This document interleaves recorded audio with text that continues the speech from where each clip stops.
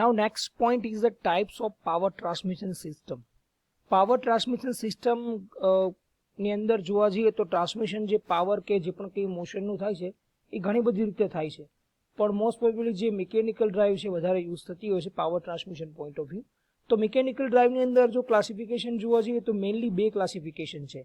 First one is the friction drive and the second one is the positive or mesh drive. જો આ બેને આપણે ડિટેલિંગમાં સમજીએ તો ફ્રિક્શન ડ્રાઈવ કોને કહેવાય કે જેના વચ્ચે જે કોન્ટેક્ટ છે ડ્યુ ટુ ધ ફ્રિક્શન હોય, that's called a friction drive. અને જેના વચ્ચે ડાયરેક્ટ કોન્ટેક્ટ છે, મીન્સ પોઝિટિવ કોન્ટેક્ટ છે અથવા mesh type contact, that's cold positive or mesh drive કહેવાય. ફ્રિક્શન ડ્રાઈવને જે ફર્ધર ક્લાસિફિકેશન થાય છે ડાયરેક્ટ ફ્રિક્શન ડ્રાઈવ અથવા ફ્લેક્સિબલ કનેક્શન ડ્રાઈવ, કે ડાયરેક્ટ ફ્રિક્શન કોન્ટેક્ટ થતો અદરવાઇઝ કોઈ વચ્ચે કનેક્શન મૂકી દઈએ ફ્લેક્સિબલ, એના કારણે કોન્ટેક્ટ થતો હોય. તો એની અંદર આપણે ખબર છે કે બેલ્ટ ડ્રાઈવ અને રોપ ડ્રાઈવ યુઝ થાય છે, પણ આપણે આપણું જે ફોકસ છે બેલ્ટ ડ્રાઈવ ઉપર રહેશે. સેમ પોઝિટિવ ઓર મેશ ડ્રાઈવની અંદર ચેઇન ડ્રાઈવ અને ગિયર ડ્રાઈવ બે ફર્ધર ક્લાસિફિકેશન છે. બેલ્ટ ડ્રાઈવનું ફર્ધર ક્લાસિફિકેશન પણ થાય છે, ફ્લેટ બેલ્ટ, વી બેલ્ટ અને timing according to types of belt એનું અલગ અલગ ક્લાસિફિકેશન થાય છે. જ્યારે ચેઇન ડ્રાઈવની અંદર તો બહુ ક્લાસિફિકેશન નથી, પણ ગિયર ડ્રાઈવની અંદર અલગ અલગ જે પણ કંઈ ગિયર છે, એટલે કે સ્પર ગિયર છે, હેલિકલ ગિયર છે, સ્પાઇરલ ગિયર છે, બેવલ ગિયર છે, વોર્મ ગિયર છે અને રેક એન્ડ પિનિયન છે, અકોર્ડિંગ ટુ ક્લાસિફિકેશન થાય છે. તો this are the classification of the mechanical drive. હવે એની અંદર ત્રણ પોર્શનમાં આપણું ચેપ્ટર ડિવાઈડ થયું. First one is the belt drive, second one is the gear drive and the third one is the chain drive. તો આપણે ફર્સ્ટ ટોપિક સમજીએ કે belt drive કોને કહેવાય. બરાબર, તો what is a belt drive? The belt drive are one of the common methods generally used whenever the power over rotary motion is required to the transmit between the two parallel shafts.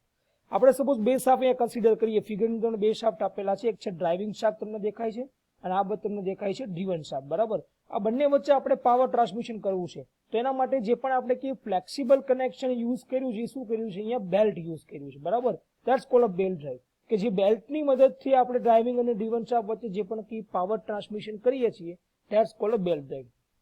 Now belt drive consist of two pulley. હવે belt ડ્રાઈવનો આખો આપણે figure સમજીએ. તમે જોઈ શકો છો અહીંયા ડ્રાઇવિંગ શાફ્ટ છે, આ છે તમારો ડ્રીવન શાફ્ટ છે. એક કનેક્ટ કોની આરે છે તો અલગ અલગ પુલી આરે કનેક્ટ છે. જો ડ્રાઇવિંગ શાફ્ટ આરે જે પુલી કનેક્ટ છે એને આપણે શું કહેશું? ડ્રાઇવિંગ પુલી કહેશું. બરાબર, અને ડ્રીવન શાફ્ટ આરે જે પણ કઈ પુલી છે એને આપણે શું કહેશું? ડ્રીવન પુલી કહેશું. અને આ બંને કનેક્ટ કોને છે, કોની આરે છે તો કે એક બેલ્ટની આરે કનેક્શન છે, ફ્લેક્સિબલ આપણો બેલ્ટ છે એની આરે કનેક્શન છે. બરાબર, નાઉ the mechanical power or rotary motion is transmitted from the driving pulley to the driven pulley due to the friction grip between the belt and pulley surface. હવે power transmission થાય છે કઈ રીતે? તમે જોઈ શકો છો ડ્રાઇવિંગ પુલી અને ડ્રીવન પુલી જે બેલ્ટ આરે કનેક્શન છે, તો અહીંયા કંઈક એને ફ્રિક્શન ગ્રીપ હશે એની વચ્ચે, જેના કારણે આ પાવર ટ્રાન્સમિશન થાય છે. નાઉ when the driving pulley rotates, the belt is pulled. હવે શું કરશું? ડ્રાઇવિંગ પુલી ફરશે એટલે શું કરશે? તમારી સપોઝ આ ડાયરેક્શનમાં તમારી પુલી ક્લોકવાઇઝ ડાયરેક્શનમાં ફરે છે, તો તમારા બેલ્ટને શું કરશે? ધક્કો મારશે. બરાબર, અને જે આ બાજુ ડ્રીવન પુલી છે તમારું શું કરશે? આ બાજુ પુશ કરશે. ડ્રાઇવિંગ પુલી આ બાજુ પુશ કરશે, જે પણ આ બેલ્ટ છે ને. બરાબર, તો અહીંયા આપણે બે ટર્મ સમજવાની છે. First one is the tight side and the slack side. Tight side કોને કહેવાય અને સ્લેક સાઇડ કોને કહેવાય? બરાબર, the pulley or tension on the one of the side belt is higher than the other side. જ્યાં બેલ્ટની બંને બાજુ જેની વચ્ચે આપણું જેની પાસે આપણું ટેન્શન વધારે હોય, ધેટ્સ કોલ્ડ આપણે શું કહેશું? એને ટાઇટ સાઇડ કહેશું. અને જેનું ટેન્શન ઓછું હોય ને આપણે શું કહેશું? સ્લેક સાઇડ કહેશું. તમે આ ફિગરમાં જોઈ શકો છો અહીંયા ટેન્શન વધારે છે કારણ કે આ ખેંચાય છે, એટલા માટે આને ટાઇટ સાઇડ કહેશું. અને આ બાજુને શું કહેશું? આપણે ટેન્શન ઓછું છે એટલે શું કહેશું? સ્લેક સાઇડ કહેશું. હવે ટાઇટ સાઇડ અને સ્લેક સાઇડ ડિફાઇન કઈ રીતે થાય? તો એ તમારી જે પણ કઈ ડ્રાઇવિંગ પુલી છે એના રોટેશન ઉપર થાય. હવે આપણે આ એક્ઝામ્પલ સમજીએ કે સપોઝ આપણી ડ્રાઇવિંગ પુલી છે એ આ રીતે ક્લોકવાઇઝ ડાયરેક્શનની અંદર મૂવ થાય છે, તો ક્લોકવાઇઝ એટલે ઉપરની બાજુ ડાયરેક્શન થશે. તમે જોઈ શકો છો તો આ બાજુ કેવું હશે? ટેન્શન ઓછું હશે, તો આપણે એને શું કહેશું? સ્લેક સાઇડ કહેશું. અને નીચેની તરફ જે ડ્રીવન પુલીમાંથી ડ્રાઇવિંગ પુલી ખેંચાય છે આ બાજુ, તો એ તમારી કેવી થઈ ગઈ? ટાઇટ સાઇડ થઈ ગઈ. બરાબર, હવે સેમ એન્ટી ક્લોકવાઇઝ વિચારીએ તો તમારી જે આ ડ્રાઇવિંગ પુલી છે સપોઝ આપણે એને એન્ટી ક્લોકવાઇઝ વિચારીએ કે આ ડાયરેક્શનમાં વિચારીએ, તો ઊંધું થઈ જશે. ઉપર જે જગ્યાએ સ્લેક સાઇડ છે ત્યાં શું થઈ જશે? ટાઇટ સાઇડ થઈ જશે. અને જે બાજુ તમારી ટાઇટ સાઇડ છે તમારી શું થઈ જશે? સ્લેક સાઇડ થઈ જશે. બરાબર, તો આ રીતે આપણું બેલ્ટ ડ્રાઈવનું બેઝિક કન્સ્ટ્રક્શન છે. ફરીવાર driving shaft, driven shaft, driving pulley, driven pulley, belt connect છે, ટાઇટ સાઇડ, સ્લેક સાઇડ, જે પણ કંઈ રોટેશનના મુજબ આપણે ડિફાઇન કરી શકીએ. ના અલગ અલગ બેલ્ટ ડ્રાઈવ કયા કયા પ્રકારના છે, તો એની પહેલા આપણે થોડીક આ ફિગર સમજીએ કે સપોઝ આપણી પાસે આ ડ્રાઇવિંગ પુલી છે, આ ડ્રીવન પુલી છે. ડ્રાઇવિંગ પુલીના ડાયામીટરને આપણે D1 કહી દઈએ અને ડાયામીટરને D2 કહી દઈએ. બેને વચ્ચેનું ડિસ્ટન્સ છે સી વડે પણ બતાવે છે, અને ઘણીવાર આપણી બુકની મુજબ એને એક્સ વડે પણ બતાવતા હોય છે. ટાઈટ સાઈડ સ્લેક સાઈડ આપણે ડિફાઇન કરીએ છીએ. આપણી બેલ્ટની આપણે સ્પીડ પણ અહીંયા વીબીએ ફાઇન્ડ આઉટ કરી શકશું. નાવ θ1 અને θ2 this means the angle of contact. બરાબર, આ ખાસ સમજવાનું છે કે એંગલ ઓફ કોન્ટેક્ટ કઈ રીતે એ લોકોએ ડિફાઇન કરેલો છે. બરાબર. નાવ the types of belt drive. First one is the open belt drive. Open belt drive કોને કહેવાય? Now open belt drive means the open belt drive is used to transmit a power between the two parallel shafts and rotating in the same direction. Same direction અને જ્યારે બે parallel shaft હોય એના power point of view આપણે power transmission point of view આપણે open belt drive નો use કરીએ છીએ. In the open belt drive, if the diameter of pulley are not same, suppose એવું માની લઈએ કે બંને પુલીના diameter same નથી, તો શું થશે? બંનેના જે angle of contact છે ને એ બદલાઈ જાય. બરાબર. તો એવું પણ હોઈ શકે કે એંગલ ઓફ કોન્ટેક્ટ જે નાની પુલીનો છે એ લેસ ધેન 180 હોય અને જે મોટી પુલી છે એનો કેવો હશે? ગ્રેટર ધેન 180 હોય. તો એના વચ્ચે સ્લીપ થવાના ચાન્સીસ છે. સ્લીપ કન્ડિશન શું છે આપણે આગળના વિડીયોની અંદર સમજવાના છીએ.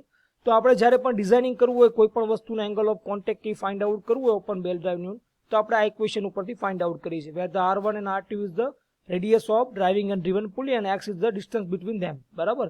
તો તમે એના ઉપરથી θ2 એંગલ ઓફ જે પણ નાની પુલીનો તમે હશે તમે ફાઇન્ડ આઉટ કરી શકશો. બરાબર, સ્મોલર પુલીનો. તમે એની લેન્થ પણ બેલ્ટની ફાઇન્ડ આઉટ કરી શકો. તમારી પાસે જો એની રેડિયસ અને તમારી વચ્ચે ડિસ્ટન્સ હોય બંને વચ્ચેનું તમે ફાઇન્ડ આઉટ કરી શકો છો.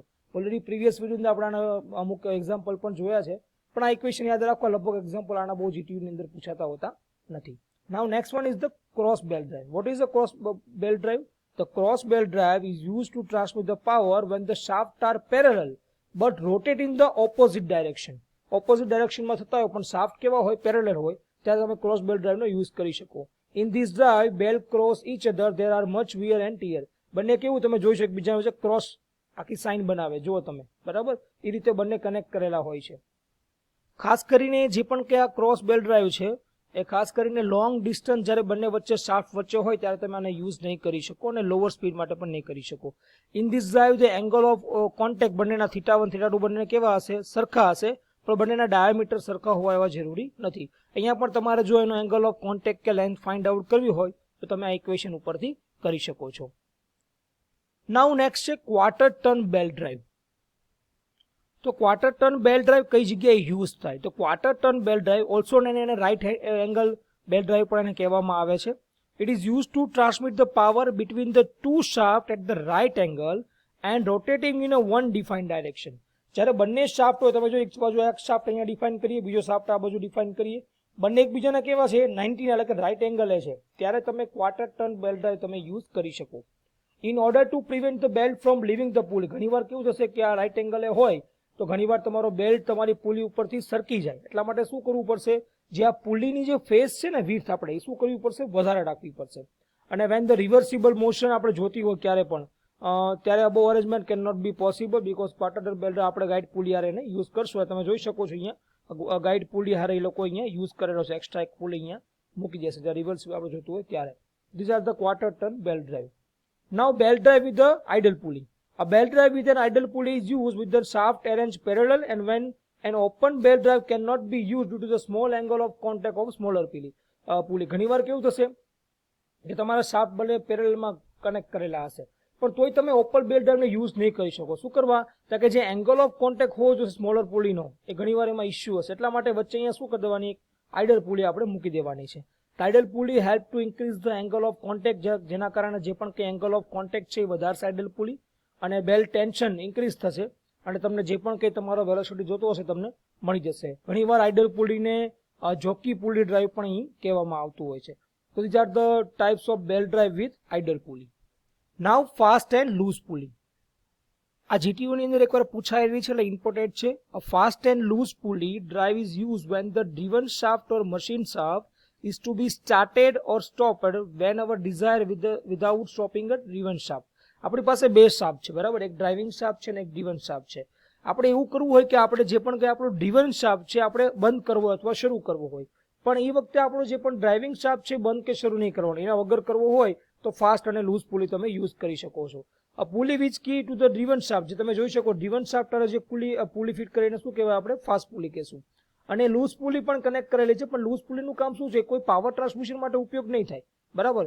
હવે તમારે જ્યારે પણ તમારા D1 શાફ્ટને સ્ટોપ કરવો હોય ત્યારે તમારે શું કરવાનું છે, સ્લાઇડિંગ બાર જે પણ કંઈ મિકેનિઝમ છે એ તમારે પુશ કરવાનું છે, જેના કારણે તમારું જે પણ કંઈ બેલ્ટ ફોકસ એ વર્ક કરશે એટલે તમારું જે પણ કંઈ છે ફાઇનલ તમારું ડ્રાઇવર શાફ્ટ છે એ તમે સ્ટાર્ટ ઓર સ્ટોપ કરી શકશો. These are the types of fast and loose pulley. આ ફિગર તમારી માટે ડ્રો કરવી એકદમ ઇઝી પડશે.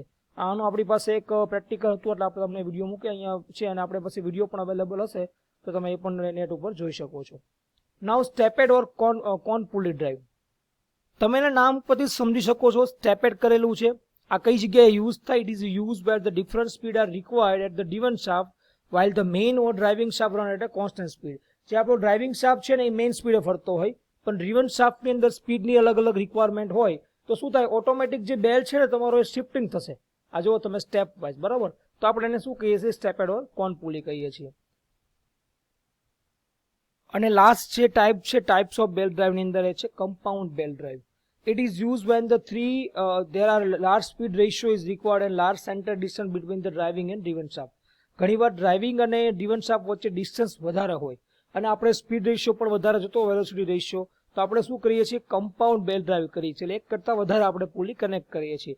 તમે સમજો ડ્રાઇવિંગ છે આપણી પાસે, D1 છે, તો વચ્ચે શું કરીએ આપણે? ઇન્ટરમીડિયેટ પુલી મૂકી દીધી, જેના કારણે તમારું જે પણ કંઈ પાવર ટ્રાન્સમિશન લોંગ ડિસ્ટન્સમાં પણ તમે કરી શકશો. These are the compound belt drive. તો આપણે અલગ અલગ ટાઈપ્સના બેલ્ટ ડ્રાઈવ જોયા. Open belt drive, cross belt drive, stepped છે, ફાસ્ટ એન્ડ લૂઝ પુલી છે. આ બધા અલગ અલગ બેલ્ટ ડ્રાઈવના ટાઈપ્સ છે. GTU ની અંદર પૂછાય તો આપણે બેલ્ટ ડ્રાઈવનું જે પણ કયા બેઝિક ફંક્શન છે, એક તો કયા શાફ્ટ માટે, પેરેલલ શાફ્ટ માટે યુઝ થાય, શું છે એનું ફંક્શન લખવાનું, વર્કિંગ લખવાનું અને આપણે ફિગર ડ્રો કરવાની છે.